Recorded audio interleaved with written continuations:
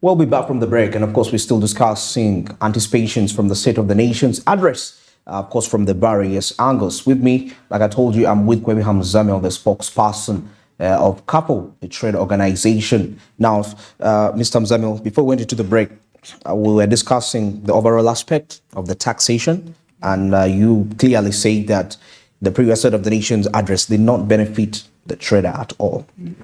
Now, away from that now, if we now come back to the aspect of corruption, because these are one of the key factors the president will be anticipated to talk about in this and in today's State of the Nation's address. But of course, many times we address corruption and we have only the perception from the political perspective or from what the mainstream media puts out there as what corruption is. But then we need to also understand that it's a root issue, because I believe once it's not groomed once it's not dealt with from institutional level, and you as a spokesperson of an institution and trade organization, let's take a look at how corruption to that perspective has had an impact on the trade organizations in our country, Uganda. How has it limited their expansion? Well, the president's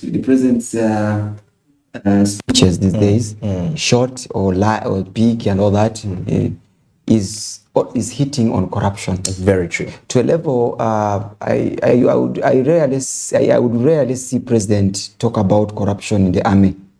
But when the Somalia saga came in from the Al-Shabaab, yeah, the president quickly came out and was like, it is true, those military men that are taken to Somalia, they are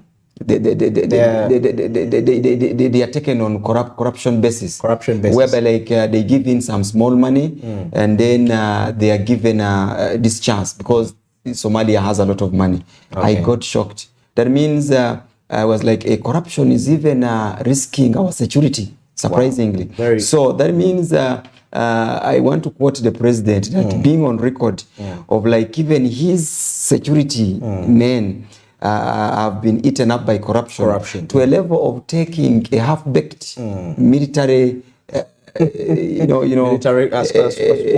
squad on a red line, on a fire, front line, which is very risky. It is really very bad. Very bad. It's a shame.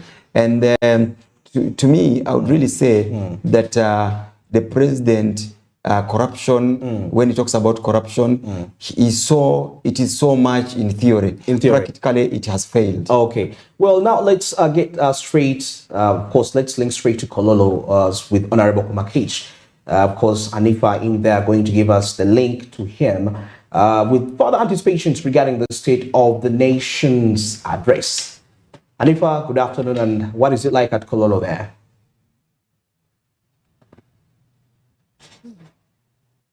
Thank you, Andrew Barigi. We are at Kololo Ceremonial Grounds as we await for what the president has installed for the nation. The members of parliament are still very few, actually. If you could see the seats behind me and on my right hand side, they are still empty, and even on my left hand side, members of parliament are still quite very few. I'm going to bring you Honorable Komakech Christopher, Member of Parliament from Aru County, to tell us some of his expectations from the President's address. Honorable Komakech, you are welcome to Smart 24 TV. Thank you so much. Honorable, we are expecting the President today, and of course, as a country, we are expecting a lot from him. A lot to do with security or what has been happening in the country, corruption. The other time the country waited for him when he was going to speak to members of parliament. We waited for him to mention something to do with the Mabati, and he didn't mention anything to do with that. We are expecting a lot from the health sector, from the education sector, etc., etc. But for you as a member of parliament, expectations is of the president. Thank you so much. First and foremost, I wouldn't hike my expectations so high because it's his day. We are going to a third session of Parliament, and the Constitution mandates Article 101. Clause 1 mandates the president to come and speak to the parliament. It could be economical, social, or political. We'll be all in that. Now, it's within its prerogative to choose what he wants to tell his country. But as a person and as a representative of the people of Aro, I would really want to interest the president in handling issues of security. When you come to northern Uganda, the Karachunas are day and night giving the people of northern Uganda sleepless night. They remind us of the insurgents, the Konyi insurgents, the Alice Lakona insurgents. Just in this particular one, they are targeting our wealth. In a day, they can steal to a tune of 150 heads of cattle. Now, that's almost 150 million going away every day in a society that is so impoverished.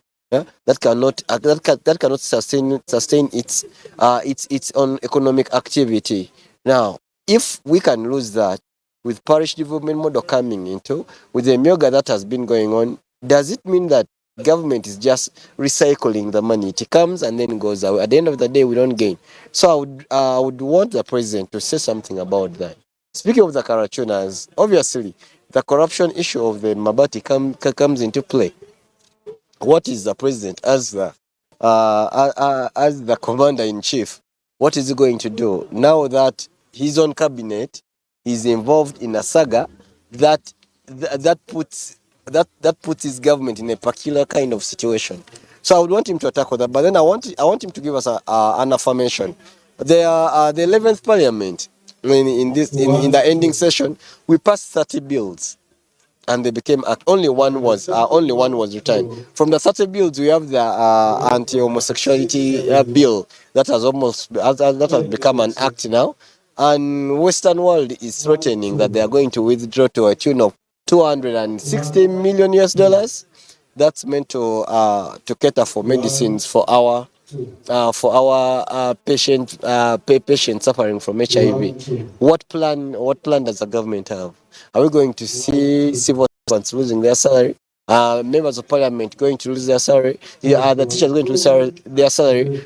However much we work on the salary, there's still a question of salary increment in other cadres. They promised teachers. Science teachers got an increment. Arts teachers were promised that within the course of time, their salary will be increased. Is that coming in? The soldiers are biting now their own children. We are the children and they are the one protecting us. Are we going to see their salary hiking so that we can feel secure? So there's just a lot. But then one thing I wouldn't him to actually articulate is the issue of environment preservation. Climate change has become an issue. It's very true and very right. He has sent presidential directives halting purchase of commercial charcoal in northern Uganda. But then what alternative is there? Because the country is feeling the pinch so far. Yeah, you are halting deforestation that necessitates charcoal burning. But then what option have you given to people? Should we see energy gas prices going low? Are we going to look at electricity tariffs going low? We won't have cheaper source of energy being taken away, and then you are sending people to the lion's den. Either way, it's not sustainable. Let's have our power tariffs come down so that a common man can benefit from Bujagali and Karuma that are constructed. But then also, gas, it's clean energy. Why not reduce on taxation on gases so that people can benefit from using cheaper taxes? So in a whole nut, I want him to articulate that so that people can really get to understand. The economic aspect, we find that the economic situation of the country right now, and particularly this year and last year, is not doing as we expected it to perform. On that very issue, what would you really want the president to address? Because from the Chankwanzi retreat, he focused so much on the parish development model and value addition. do you think these would transform the economic sphere of the nation? Yeah, they will. The physical policy that government is taking, I'm quite in support of it. When you look at government is increasing its expenditure, government has brought to the people a tune of 1.2 trillion. This has never happened in the history of Uganda, and this money is there within the people. It's not coming back to government, meaning government is ready to spend more on its people. Look at what's happening in Kenya. No, the economic crisis is not anywhere. The inflation has come to 1 digit so far. So for economic, he has done good. But then, do we see this? Do we see this reflecting on the common man? Because because when you look at the budget, our previous budget was at 48 point something trillion. Now we are going to a whooping 52 or so trillion, meaning we have gained by a percentage. But do we translate this gaining to a common man down there? And that's what with the parish development model. I, for one, and I would also sell it to you who is watching, that please let's engage our people into the parish development model. This is money that's coming to the people. Repayment plan has been adjusted to 2 to 3 years. Surely, how are you going to fail to pay a sum of money up to 2 years unless you don't want to serve your country? When we do serve our country in that aspect, we are putting money into the hands of people who never had money. That means government is going to gain more taxes. Right now, only 20% of Ugandans are able to pay tax. 80% don't, meaning that 80% live on the 20%. Live on the 20%. From the 20%, foreigners take up 18%.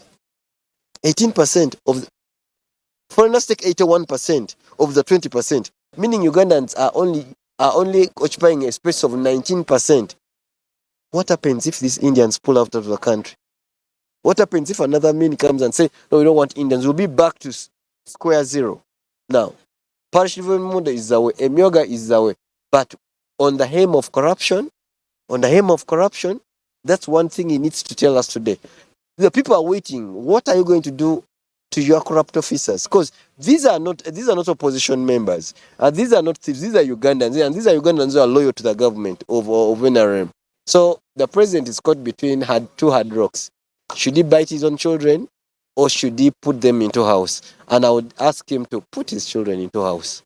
Honorable, lastly, the anti-homosexuality bill, which is now an act now, it has backclashed where with the foreign powers threatening to withdraw their aid from Uganda. What they have been giving, most of this aid has been going to the health sector. We understand, especially the AIDS Commission, Uganda AIDS Commission. The president the other time said if in case it happens, we Ugandans we are going to discipline ourselves as far as public expenditure is concerned.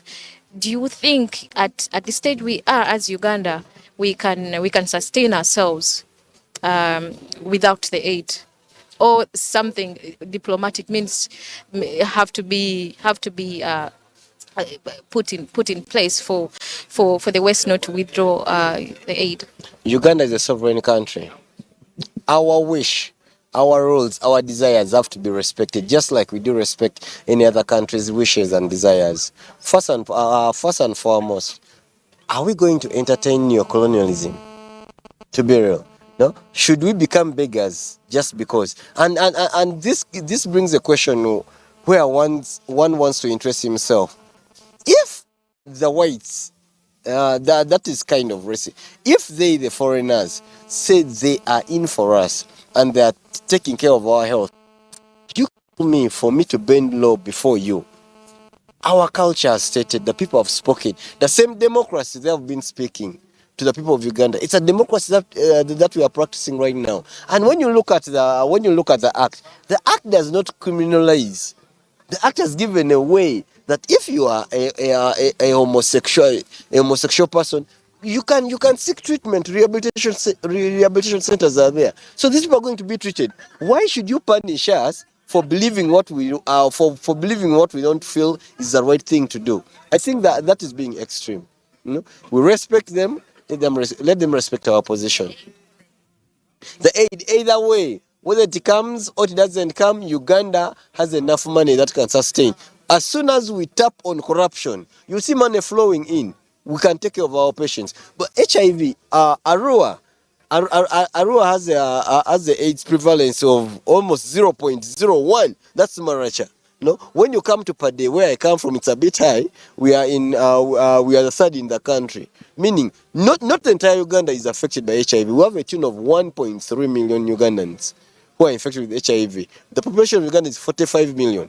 So it's not a quarter of the population. But then, should we leave them to perish? No. The Uganda I know won't do that. We are going to get money and we'll get medicine for our own people. But what I do not subscribe to is for us to be dehumanized, for us to lose our values in the sake of a care that's going to come. What if it isn't there? Would we cease being there? So let's take on the idea and let's respect each other's let's respect each other's perception of their own constitution. So much, Honorable Komakech. That was Honorable Komakech Christopher, Member of Parliament from Aru County. Stay tuned to Smart 24 TV as we bring you the events as they unfold here at Kololo Ceremonial Grounds. Back to you, Barije. Thank you so much. All right, thank you, Anifa, for that. And of course, that was Honorable Komakech giving us his regards, his anticipation, and that is regarding the State of the Nation's Address 2023. What are the anticipations? Of course, as we are waiting for the president to come and address the nation. Of course, before we went in there, I was still discussing the aspect of corruption with Kwebe Hamzamil, the spokesperson of CAFO. And of course, we want to see corruption at the institutional level. To what extent has it impacted growth and development of the trade community? Yes, Mr. Kwebe Hamzamil, we are back now. Yes, I think we have a few minutes, but we can talk about it before we get into the break. Exactly. We were talking about that the president, in every speech now, is talking about corruption. And the price index, absolutely, by is comprehensive international compassion, something like that, mostly civil rights societies that are dealing with corruption, following statistics, they've always put government organs at the top, with the highest corruption index. And absolutely security in line of police, it will never miss. Categorically, they will always look at police constable as number one, and then looking at traffic coming in, and then surprisingly again the tax board also appears there. Yes, the tax board they are appearing there, very true. which is really very bad. So as in corruption, we are looking at it as a virus that has failed to have remedy in this country. I was watching Honorable Bet Kamia, now the director, the director of IGP, Inspectorate of Government, and he was very clear. She was like, corruption victims are us, the small people. By the way, it sounded so people felt so bad, but at some point it had a big element of truth. Exactly. As for me, I even wrote a whole article about Bet Kamia's statement. And I thanked her so much. The truth is that she was very clear that if she gets sick, she will not go to Mulago. Sure. She will be absolutely flown out to a better medical facility. And she was like, if the roads are having a lot of potholes and all that, use somebody with a Primo and all that, you will suffer more. For her, she will be protected by a four-wheeler. And I think she was very right. So that means that corruption fight starts within a small person. I understand. Exactly. But the problem is now, when you report corruption, when you're a whistleblower, what really happens? What are the repercussions? Again, you may be witch-hunted for probably reporting something, because even somebody fighting corruption also, that has the moral authority to fight it, is also corrupt. Because like if he's sent to Barije here, to account for certain finances and all that. Then at the end of the day, it's not also looking for how to probably prosecute Barije, but is also looking to share the loot. Exactly. So they are sharing the loot. So it's really very, very, very, very funny. To the other level, whereby when Betty Kamia was like, I'm starting with the rich guys, come and explain, the money you have, life audit. The president came out, was like, go slow about them. For problem that they will fly away with the money. So it really gave me a feeling that those who are having a lot of money to this country, most of them, they are the benefits of corruption. To a level of the president that is even scared to touch them so much because they may fly out with the money. So the president, I think, is like, okay, let these corrupt, people with the money that they have stolen from the corporations, maybe they will invest it here and then they will enlarge the tax the tax base. But again, it is very funny. Again, they themselves, these ones are the one having offshore accounts. Exactly. Yeah. And they have heavily invested. You see, the other time somebody was, I don't know whether it is true, but somebody sent on some WhatsApp group trying to show us how a strong minister has a very expensive, kind of a mall in Dubai. I don't know whether this was true or not. Now, if the president is going to talk about corruption, how serious is he? Anyway, previously, when he ordered and he instructed the IGP to handle corruption, did he give him a leverage to do as it deserves, or at some point you would say, leave this one, leave the other one? Look at the Karamojong, Mabati. Understand that? You see, they are looking at 20 ministers being victims, but we are seeing only 2, maybe 3 being prosecuted. Understand that? Exactly. And surprisingly, these are not small ministers, because they are these ministers, you see that they are new entrants. You understand that? That were taken into, the line of prostitution. But what about these big ones? Because I'm hearing my Kasaija being involved. I'm seeing the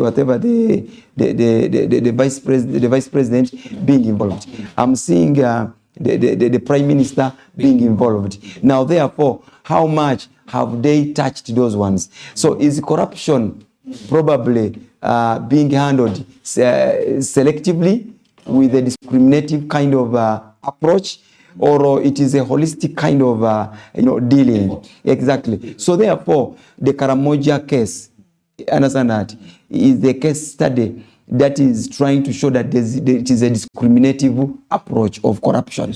I understand that. We just have a few minutes left. I was trying to get it from this perspective, because we've seen corporations which have really enhanced maximum efficiency. For example, the National Enterprise Corporation, the commercial arm of the UPDF. That's why they have what they call timely execution of required contracts. But it all comes back to the auditing framework. And now I'm trying to imagine if we can have such a corporation that can be efficient to that extent. Now, you being the spokesperson of a trade organization, what measures are you putting in place to ensure that actually this vice doesn't, you suffocate it from there and it doesn't move out of from the trade communities? Because from the trade communities, definitely we shall see larger corporations, state corporations. Now, I'm thinking from that perspective of how are we limiting it from the roots, because it starts from down here before it manifests in what we see in the mainstream media. Yes, you see, the points where corruption is picked from, sometimes it comes directly from families. You understand that? From our family, affairs. You see, corruption starts from there. That even the mother, if you see, is very corrupt, that the father has given her certain amounts of money, and then when the mother is giving accountability at night, is probably not being real. I understand that. I've had mothers claim that they've bought meat and then when actually they ate granuts. So that means what picture are you giving to the children? Now from there, when it comes to the trade affair, let me be specific within my docket. We have very many stakeholders that really have an impact on us. I would say you are a guy and a trader, you cannot separate them. A police officer with the trader, you cannot separate them. Local government, you cannot separate them. But probably, how are they acting when they come before you? You understand that? Here you've come, you've imported certain commodities from abroad, and then you are dealing with a customs officer of URA, and probably how is he behaving towards you? How are his demands of corruption tendency? I understand that. If they are, then probably if you insist not to fall into his interest, is he really going to give you as it deems fit, or probably he will use a delaying tactic and you may not benefit? You see, now that means the policymaker should probably clean himself. First of all, the implementer of certain services within the government, he must clean himself. So at the end of the day, we've seen the Public Accounts Committee in Parliament call in certain figures, and we really get shocked of how much money is lost. Then at the end of the day, then there is nothing done about them. So therefore, yes, the president is going to talk about corruption. And this time, what other instruments is he going to put in place to see that it is effective? However, you say that UPDF is doing so well when it comes to corruption tendency. The Somalia saga, the president came this time for the first time. He hits his security, the army, UPDF, that is proud of, that it is also corrupt, taking half-baked soldiers to the ground. Well, of course, every institution has a few irregularities here and there, but in most cases, we assess the bigger picture. We assess the record of the past dealings.